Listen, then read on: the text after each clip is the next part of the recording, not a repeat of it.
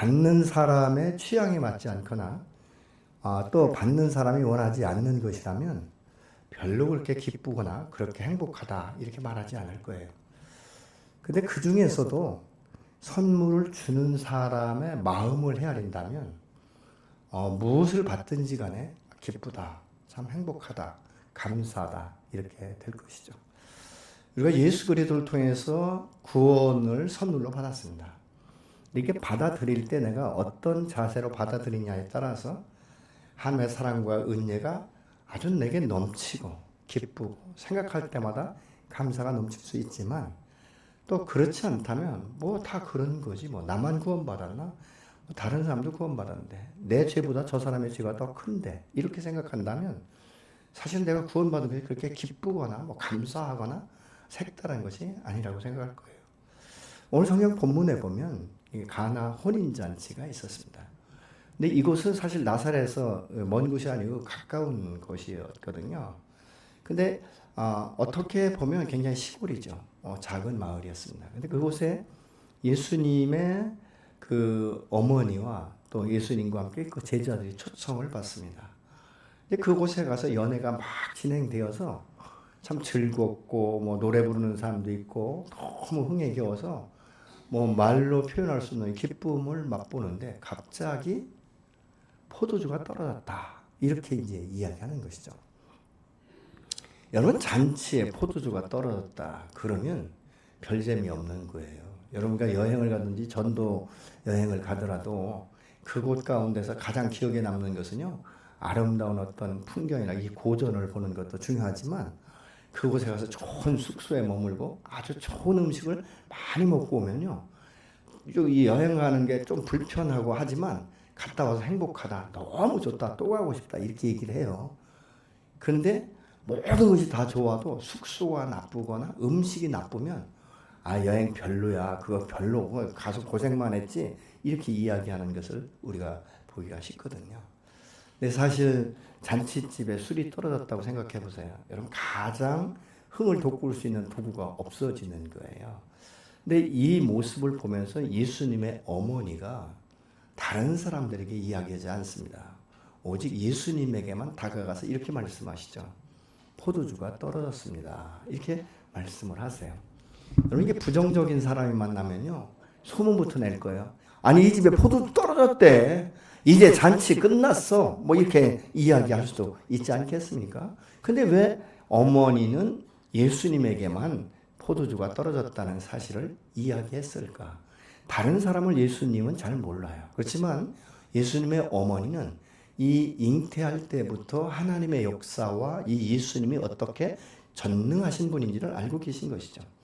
그렇기 때문에 예수님에게만 말씀을 드린 것입니다. 근데 예수님께서 자기 어머니가 그렇게 부탁했으면 아무 말 말고 예 알았어요 어머니 이러면 얼마나 좋겠어요. 근데 바로 말씀하시는 것이 여자여 나하고 무슨 상관이 있습니까?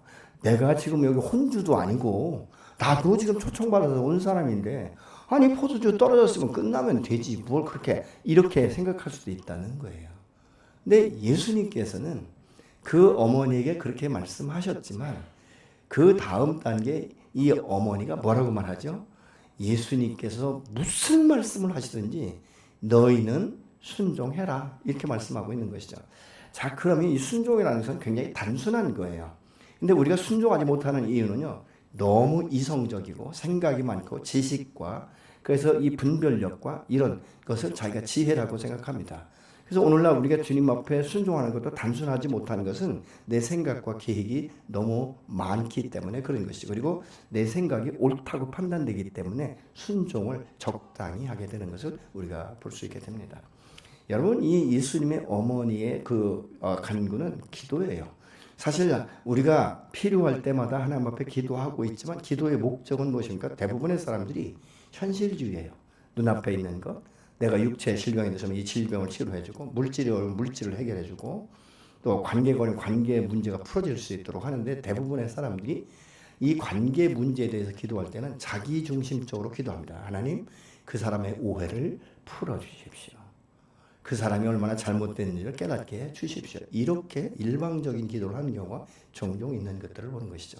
그렇기 때문에 내가 하나님 앞에 기도해도 놀라운 어떤 기적이나 특별한 것들을 경험하지 못하게 되는 이 경우를 우리가 종종 보게. 근데 이 포도주라는 것은요, 이 성경에 보면 기쁨을 주는 것이다 이렇게 말씀을 하고 있어요. 그래서 시편 104편 15절 같은 경우에는 사람의 마음을 기쁘게 하는 포도주다 이렇게 말을 해요. 근데 사사기 9장 13절은 이렇게 말씀합니다.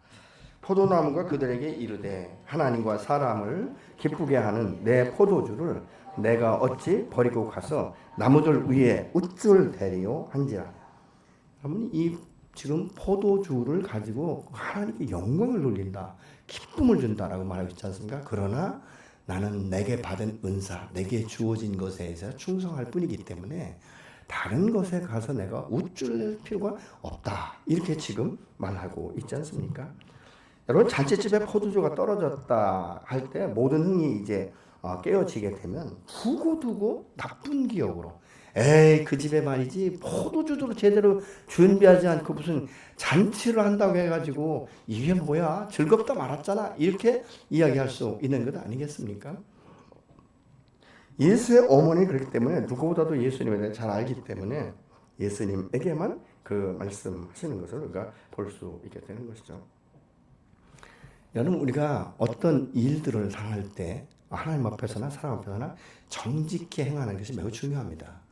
그러나 여기서 우리가 보면 자꾸 돌려서 말하는 사람이 있어요.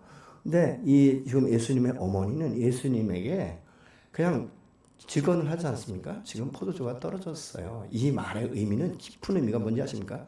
그러나 당신은 이 일을 할 수 있습니다라는 믿음이 그에게 있었던 것을 우리가 볼 수 있게 되는 것이죠.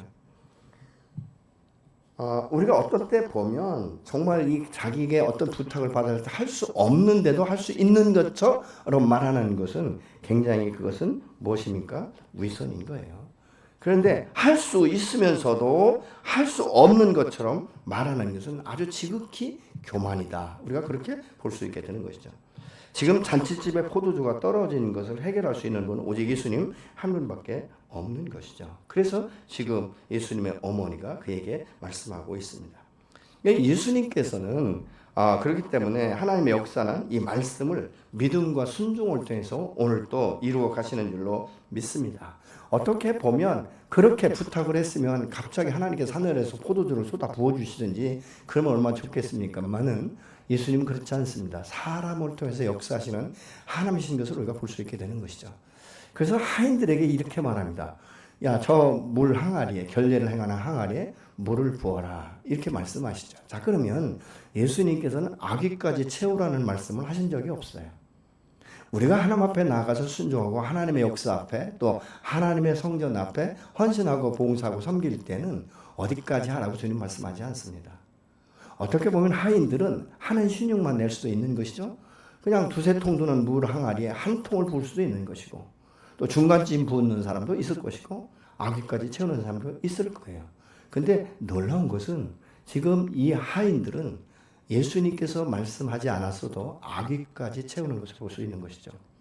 여러분, 우리가 주님의 앞에 일을 할 때는 하나님의 뜻 앞에 모든 것을 다 내어놓을 수 있는, 나의 최선의 것을 드릴 수 있는 이런 믿음이 저와 여러분 안에 있어질 때 더 큰 기적을 경험하게 되는 줄로 믿습니다. 어느 책에 보니까 이런 이야기가 있어요. 엄청난 부잣집에 아마 그 일하는 일꾼들이 여럿이 있었던 것 같아요. 근데 얼마나 일을 아주 세게 시키는지 그냥 밤낮 정신없이 일을 시키는 거예요. 근데 하루는 이 주인의 이 회갑이 다가왔는데 잔칫날이니까 이 일꾼들이 어떻게 생각했겠습니까? 그래도 다른 날은 몰라도 오늘은 잔칫날이니까 그냥 실컷 먹고 좀 마시고 좀 쉴 수 있게 하지 않겠는가, 그렇게 생각을 하고 있는데 갑자기 아침에 부르는 거예요. 그래서 갔더니 이렇게 말합니다. 당신들은 지금부터 내가 주는 이 볕단을 가지고 집단을 가지고 새끼를 꼬는데 자유롭게 꼬라. 다만 가능하면 쫀쫀하고 길게 꼬라. 이렇게 이제 이야기를 했어요. 그러니까 하기 싫은 사람은 그냥 하는 둥 마는 둥 그래서 굵고 짧게, 어떻게 보면 우리가 이런 얘기도 하잖아요. 그 짧고 굵게 사는 인생이 좋다 이렇게도 말하고 있지만 아마 굵고 짧게. 예, 그래서 얼마나 일을 빨리 끝냈겠어요. 그러니까 쉬는 것이죠. 근데 어떤 사람은 하기 싫은 것을 억지로 하다 보니까 이게 온전하게 쫀쫀하게 연결이 되지 않는 거예요. 근데 그 중에 여러 사람 중에 한 사람은 정말 주인이 말한 대로 불평과 원망하지 않고 새끼를 정상적으로 아주 쫀쫀하고 가늘고 길게 꿨다는 거예요. 근데 잔치가 다 끝나고 났는데 주인이 일꾼들을 다 부르면서 큰 이 광을 탁 여는데 보니까 그 안에 엽전이 수두룩하다는 것이죠. 그래서 주인이 이렇게 말합니다. 당신들이 오늘 꾼 그 새끼 줄에 가져갈 수 있을 만큼 다 가져가라. 이렇게 얘기를 했다는 거예요. 그러니까 굵고 짧게 그 새끼를 꾼 사람들은 어떻게 했어요? 이럴 줄 알았더라면 아마 어쩌면 새끼를 너무 굵게 꼈기 때문에 엽전이 안 들어갈 수도 있겠죠.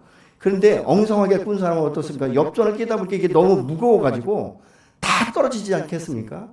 근데 성실하게 꾼 사람은 그 새끼줄에 얼마나 알차게 엽전을 가지고 갈 수 있겠습니까? 이것은 무엇입니까? 내 마음에 들든 안 들든 그 말씀에 순종할 때 역사가 일어난다는 사실을 우리가 기억할 수 있게 되는 것이죠. 이 예수님께서 지금 이 하인들에게 물 항아리에 물을 부어라, 가득 차게 부어라 이렇게 말씀하지 않은 거예요. 그럼에도 불구하고 아기까지 채웠다라고 지금 말씀하고 있는 것이죠. 여러분 같으면 이런 일을 할 때 어느 정도 순종하시겠습니까? 하나님의 역사와 하나님의 기적은 하나님의 방법으로 하시지만 반드시 사람을 통해서 역사하시는 것을 우리가 볼 수 있게 됩니다.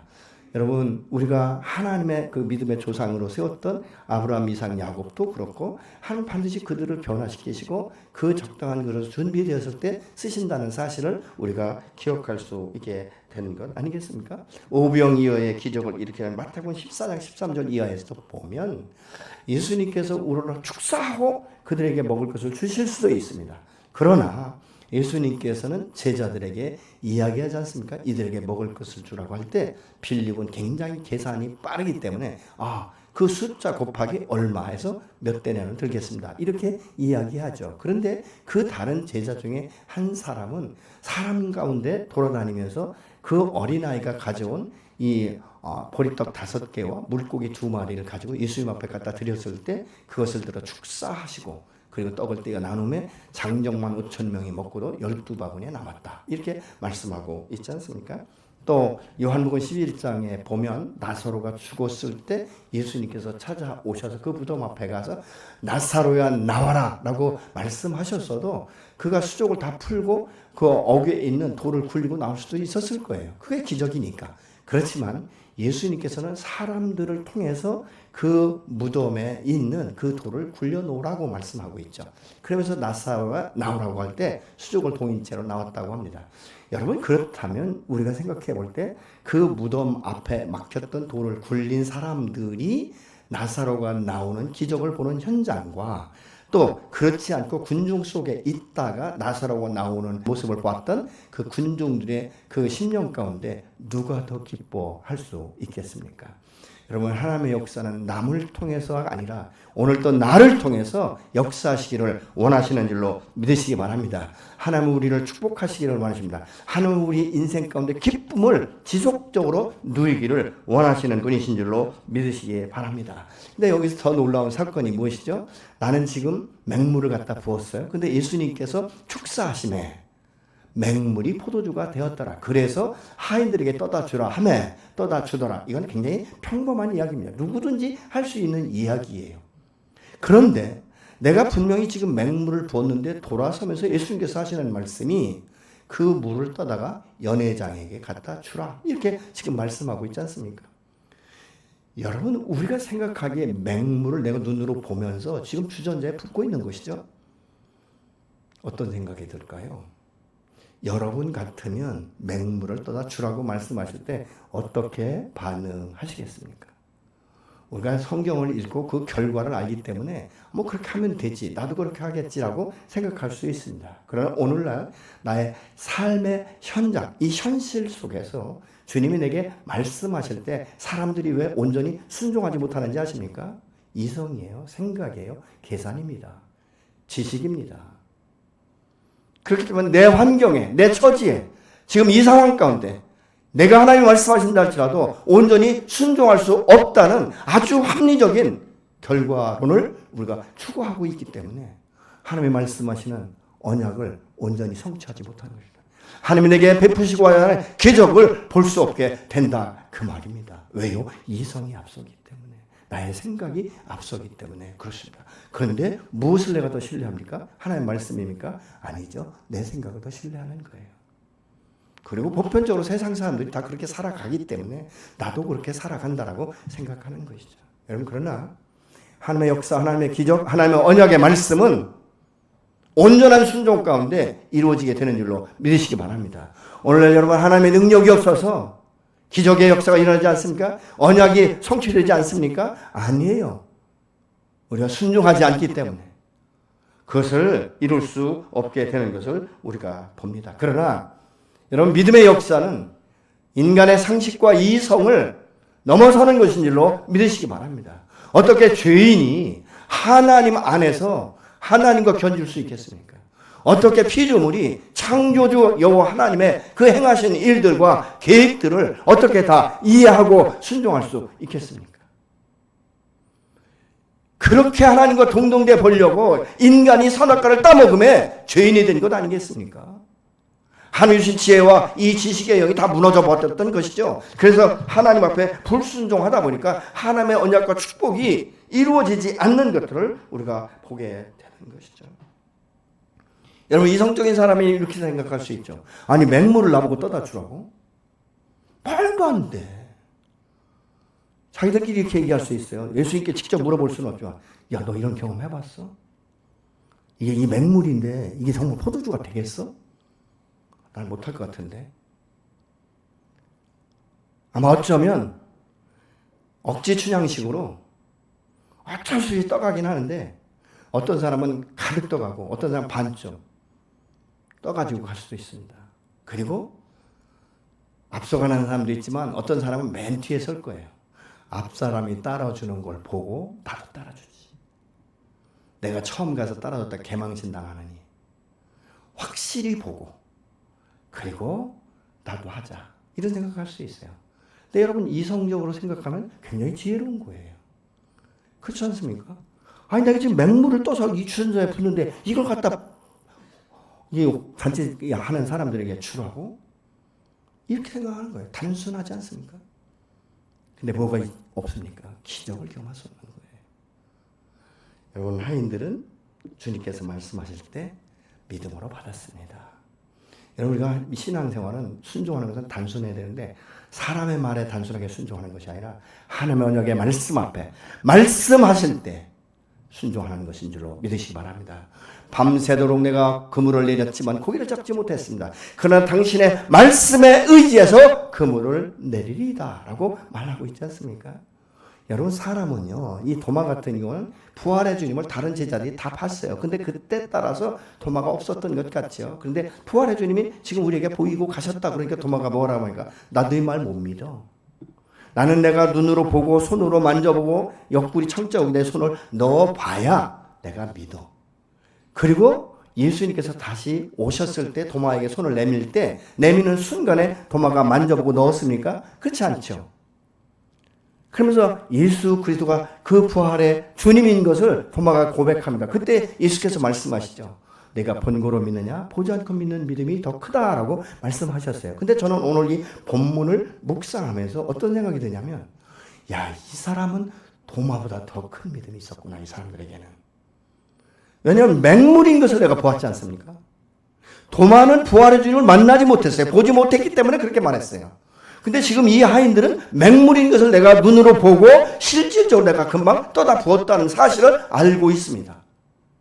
그러면서도 이 물을 떠다 주라고 말할 때 축사하셔서 포도주로 변한 것도 아니고 맹물 그대로의 상태에서 주전자에 넣고 가는 거예요. 어떤 믿음이 더 큰 믿음이십니까? 우리는 지금 도마와 같은 믿음을 가지고 있습니까? 아니면 이 하인들과 같은 믿음이 여러분에게 있습니까? 아니, 요즘에는 어떻습니까? 세상의 문화가, 문명이 너무 발달되다 보니까 보고도 못 믿는 세상 아니겠습니까?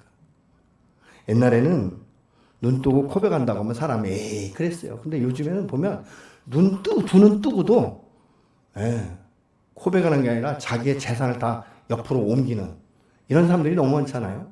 보이스피싱 같은 거 보세요.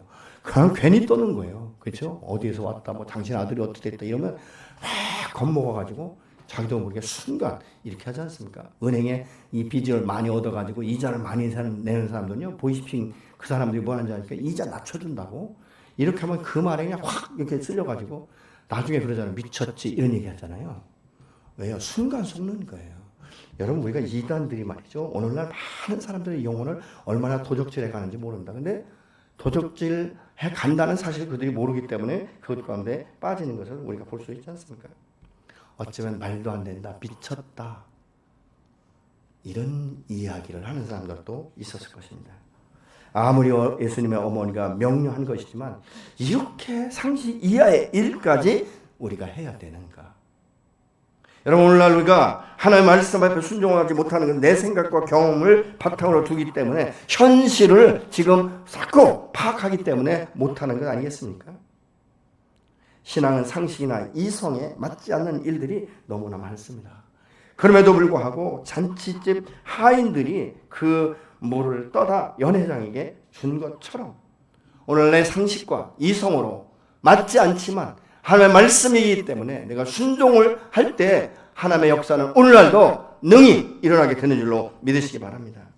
여러분 연회장의 하인들은 순종을 통해서 기적을 봤어요. 그래서 물을 떠간 사람들은 안다라고 말하고 있지 않습니까? 근데 받아 먹은 사람들은 이 포도주가 왜 어떻게 이렇게 맛있는 포도주가 연회 끝 부분에 나오는지를 이해하지 못합니다. 여러분 그러나 믿음의 순종은 반드시 결과가 열매로 나타나게 되는 줄로 믿습니다. 9절로 10절에 보니까 물로 된 포도주를 맛보고도 어디서 났는지 알지 못하되 물 떠온 하인들은 알더라. 이렇게 말씀하고 있습니다. 여러분 우리의 신앙은 경험을 통해서 더 깊이 알아가는 거예요. 그 경험할 때마다 하나님의 그 사랑의 깊이와 높이와 길이와 하나님의 그 은혜를 우리가 더 깊이 알아가게 되는 줄로 믿습니다. 여러분 그렇기 때문에 믿음은 이 출발부터 다른 거예요. 믿음으로 순종할 것인가 안 할 것인가. 여러분 우리가 이 신앙생활은 10년 20년 50년 오래 한 것이 중요하지만 그것보다 더 중요한 게 뭔지 아십니까? 단순하게 주께서 말씀하시면 순종하는 것을 통해서 역사되는 경험이 저 여러분의 삶 가운데 있어져야 될 줄로 믿습니다. 아는 것과 알지 못할 때 그 놀라운 일들을 보는 것이죠. 여러분 우리가 기도할 때 보면 아주 작은 것을 붙들고 기도하거든요. 근데 하나님의 역사는요. 그 내가 하는 기도 그 이상을 원하고 계세요. 여러분 그래서 우리가 기도를 하나님 앞에 반드시 해야 되는 것이죠.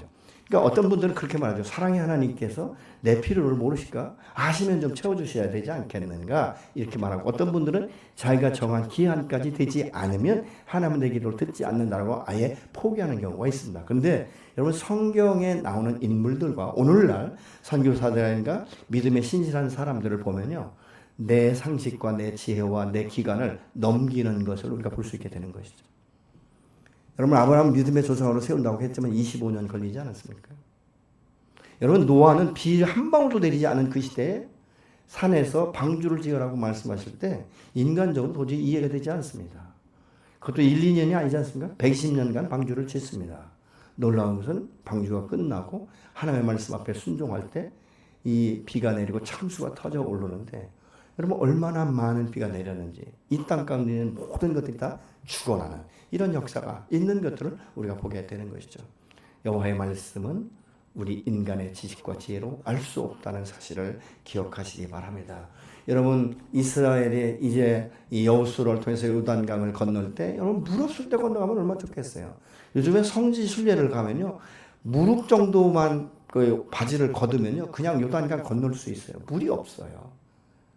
어쩌면 하나님의 역사는 그렇게 물을 작게 하시고 건너게 할 수도 있지 않습니까? 근데 어떻습니까? 가장 물이 많을 때 몸에 거두는 시기이기 때문에 그 뚝방을 넘쳐 흐를 때 복개를 밀고 들어가라고 말씀하지 않습니까? 왜요? 믿음을 보기 원하시는 거예요.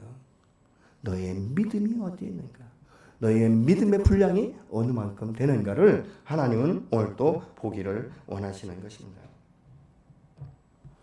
하나님 앞에 나아가는 사람들은 믿음의 그 삶을 통해서 역사되는 줄로 믿습니다. 여러분 하나님은요 현실적으로 기도하는 이것이 아니라 미래를 바라보고 오늘 또 기도하게 하시는 줄로 믿습니다. 그런데 오늘날 또 많은 사람들이 현실 중심의 기도를 너무 많이 합니다.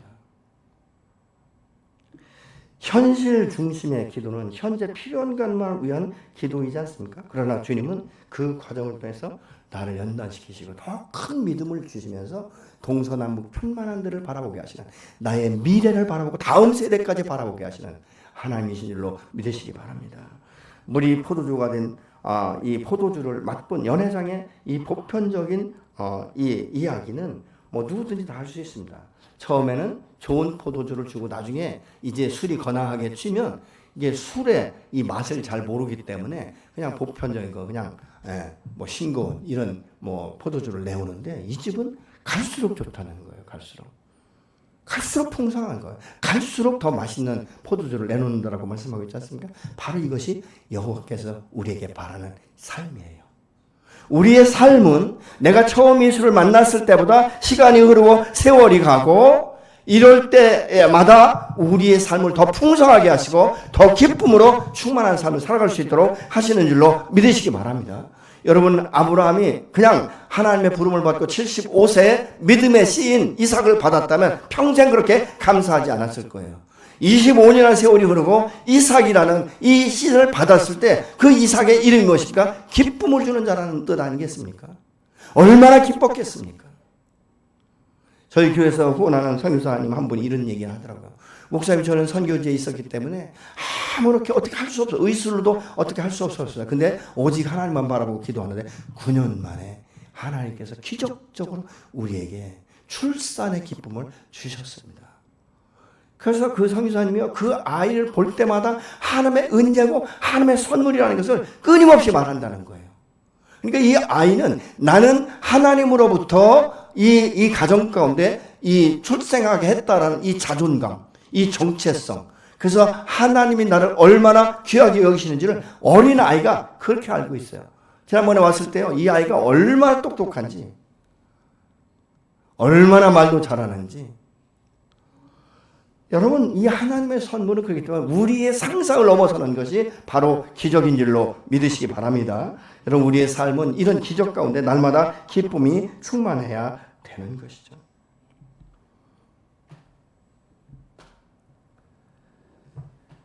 여러분, 우리의 신앙생활은 사실 연조, 이것보다 중요한 것은 무엇입니까? 처음에 열심히 예배에 참석하고 공예배나 성경 공부 모임 등에 다 참석하다가 시간이 좀 지나면 특별히 나아지는 것 같지 않아서 조금씩 쉬기 시작하죠.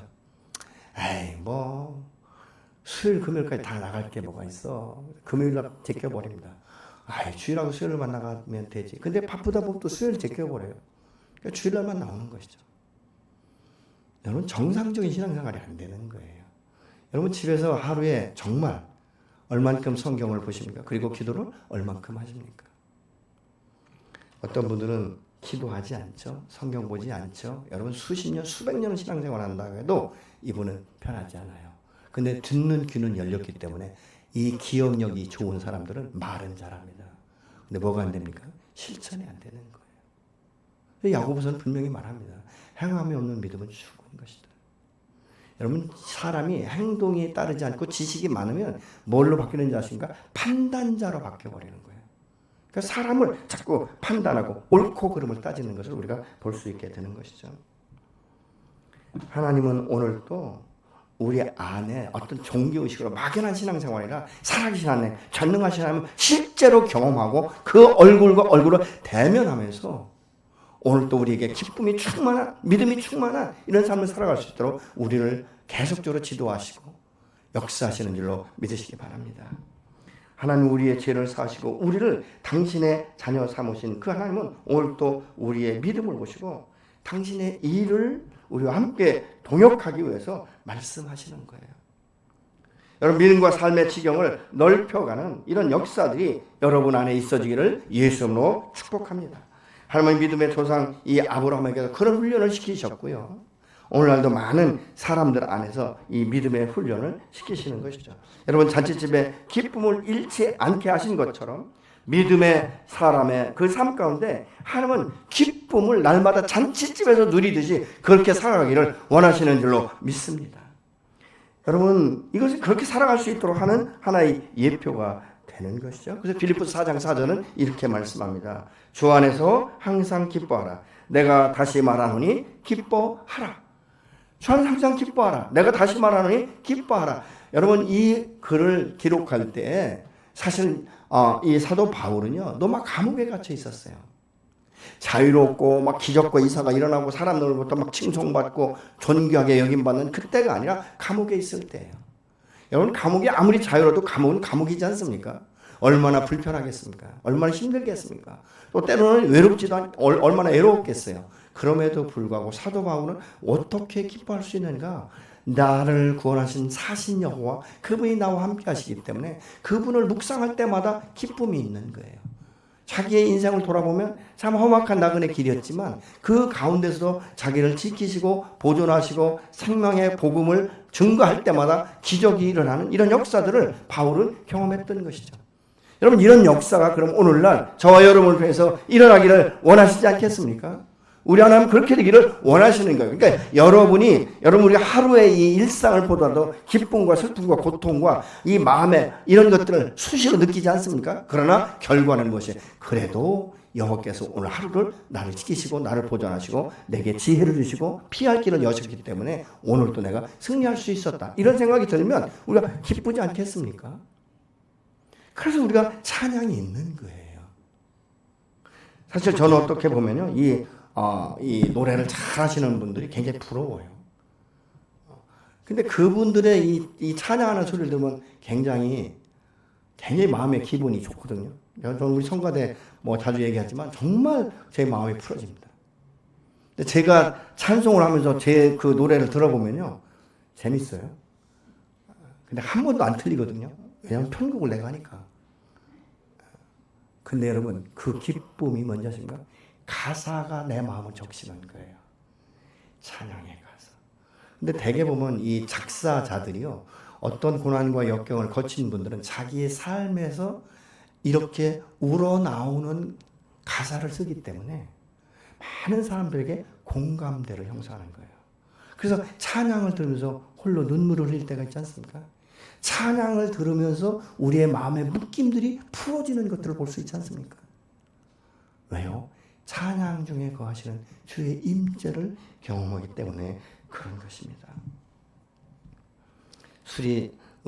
이 잔치집에 술이 모자란다. 이건 황당한 일인 것이죠. 여러분, 이런 일들은 우리 일상 가운데 얼마든지 일어날 수 있습니다. 예를 들어 이런 것 있지 않습니까? 우리가 여행을 갈 때 그냥 여행 가는 사람 없습니다. 그렇잖아요. 우리 국내에서 여행을 가도 그렇고 해외를 가도 그렇고. 근데 해외 여행을 갈 때 숙소라든가 식당이라든가 차비라든가 많은 것들 다 계산하잖아요. 네, 자유여행을 하려면 그렇습니다. 그래 갔더니 갑자기 내가 생각한 것보다 물가가 몇 배를 뛰어오른 거예요. 그러니까 도저히 이 돈 가지고는 어떻게 할 수가 없는 거예요. 그럼 어떻습니까? 먹는 거 줄여야 되고, 선물 사고 싶은 거 다 이렇게 제하기 시작하고, 그러고 나면요, 나중에 갔다 와서 별로 그렇게 기분이 유쾌하지 않아요. 많은 좋은 것을 봤어도, 왜요? 내가 누릴 수 있는 것을 누리지 못했기 때문에. 그러면 갔다 오면 대부분 사람이 이렇습니다. 어디 갔더니 너무 이게 좋고 화려하고 아름답다 이것보다는, 그 나라 갔더니 물가가 얼마나 비싼지 밥 한 끼 제대로 마음 놓고 편하게 못 먹었다니까, 이런 얘기를 아주 입에 달고 이야기합니다. 왜요? 너무 그게 자기에게는 힘들었던 거예요. 그러니까 좋은 어떤 자연보다도 내가 먹지 못한 것, 내가 쓰지 못한 것, 누리지 못한 것, 이런 것에 대해서 불만을 가져오는 것을 우리가 보게 되는 것이죠. 사실 오늘 본문에 보면요, 그냥 맹물을 떠다 주라고 말할 때 아이들이 너무 황당한 일이에요. 그러면서도 그들이 순종할 수 있었던 것은 무엇입니까? 말씀에 의지한 순종인 것이죠. 예수님께서 결례에 쓰는 이 물통에 물을 넣으라고 말씀하고 있지 않습니까? 근데 이 결례 항아리는 식사 전이나 이 외출하고 돌아올 때 자기의 더럽혀진 손을 씻는가 이 죄를 씻는 이런 상징적인 의미가 있어요. 근데 이 물의 항아리가 비었다는 것은 무엇입니까? 지금 유대인들이 하나님의 이 결례의 예식에 대해서 행하지 않았다는 것이죠. 자기 자신을 더럽혔는데 이것을 정결하게 씻지 않았다는 거예요. 새롭게 변화를 받는 것에 대해서 그들이 추구하지 않았다는 것을 우리가 볼 수 있게 되는 것이죠. 왜냐하면 이 항아리의 물의 의미는 밖에서 지은 죄나 더러워진 이 마음을 씻고 들어가는 하나의 예식이기 때문에 그런 것입니다. 또한 이 예수님은 이 물이 포도주가 되게 하신 것을 통해서 하나님의 영광을 돌리고 제자들에게는 예수님께서 메시아라는 사실을 확신하게 한 거예요. 11절에 그렇게 말하고 있지 않습니까? 예수님이 공생애 전에 이 최초의 기적을 일으키신 것은 하나님의 영광을 드러내며 제자들에게 믿게 합니다. 그래서 제자들이 그 사실을 보면서 믿었던 거예요. 아, 우리 선생님이 바로 메시아구나. 그래서 여러분 우리는 이 기적과 어떤 이사 이것에 집중하지 않고 그 기사와 이적을 일으키신 그 주님을 향해서 우리의 마음이 열려야 될 줄로 믿습니다. 오늘날 우리의 인생 가운데 축복 좋습니다. 그러나 축복이 우리의 인생의 전부는 아니라는 것이죠.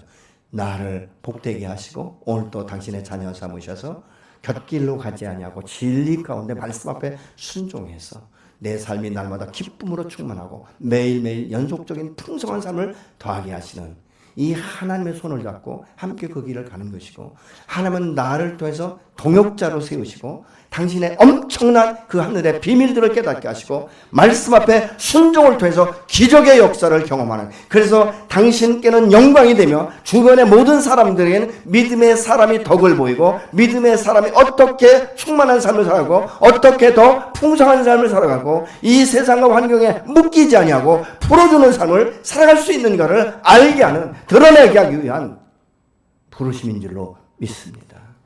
여러분, 우리가 하나님을 믿음에 우리가 참 하나님 앞에 의인이 되어지고 하나님을 믿는 자체가 복이지 않습니까? 그렇다면 이 복이라는 것은 나 혼자 누리는 것이 아니라 드러낼 수 있어야 되는 것이죠. 여러분, 우리가 복음을 전할 때도 경험된 사람은요, 자기에게 역사하신 하나님에 대해 정직하게 아주 당당하게 말을 합니다. 그러나 이것이 자기 인생 가운데 자기 삶 가운데 경험되지 않은 사람은 뭐라고 말하는지 아십니까? 그렇대 라고 말하는 것이죠. 여러분은 어떻습니까? 여러분의 하루하루의 삶이 정말 즐겁습니까? 행복하십니까? 기쁘십니까? 다른 사람들에게 도전적으로 말할 수 있습니까? 내 환경은 지금 말로 표현할 수 없을 만큼 우겨쌈을 당하고 내 심령에 고통은 있지만 그래도 내가 웃을 수 있는 것은, 그래도 내가 이만큼 견디고 나갈 수 있는 것은 나를 나되게 하시고 나를 구원하시고 나의 아빠가 되셔서 오늘 또 나를 붙들고 가시고 반드시 일으켜 세우실 소망의 하나님 전능하신 여호와가 내 편이시며 내 아버지이기 때문이라고 여러분 말할 수 있어야 되지 않습니까? 나는 하나님의 손을 순간순간 놓을 수 있습니다. 순간순간 내 마음에 들지 않으면 돌아설 수도 있습니다. 순간순간 내가 요구하는 대로 채워주지 않으면 우리는 애면할 수 있습니다. 들으면서도 못 들은 척할 수 있습니다. 그러나 나를 살리기 위해서 당신의 독생자 예수의 그 생명까지 아낌없이 내어주신 하나님은 한 번도 나에게서 눈을 떼신 적이 없습니다. 그리고 내게 주시고자 하는 그 모든 언약과 축복들을 다른 사람이 아니라 나를 통해서 오늘 또 이루기를 원하시는 주님이신 줄로 믿습니다.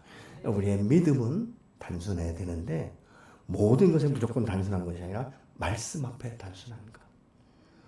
주께서 그렇다고 말씀하시면 현재 나의 상황과 환경과 육체의 어떤 질병과 어떤 자녀들의 문제, 부부의 관계, 이런 모든 문제에 얽매임이 있어서 아닌 것 같다 할지라도 주께서 말씀하셔서 풀어놓아 자유케 하라고 말씀하시면 풀어놓아 자유케 할 때, 믿음을 선포할 때 이 문제들이 풀어지게 되는 줄로 믿으시기 바랍니다. 그렇기 때문에 고난은, 이 역경은 나를 죽게 하는 것이 아니라 나를 새롭게 하시는 하나의 연단의 과정이 되신다는 사실을 기억하시기 바랍니다.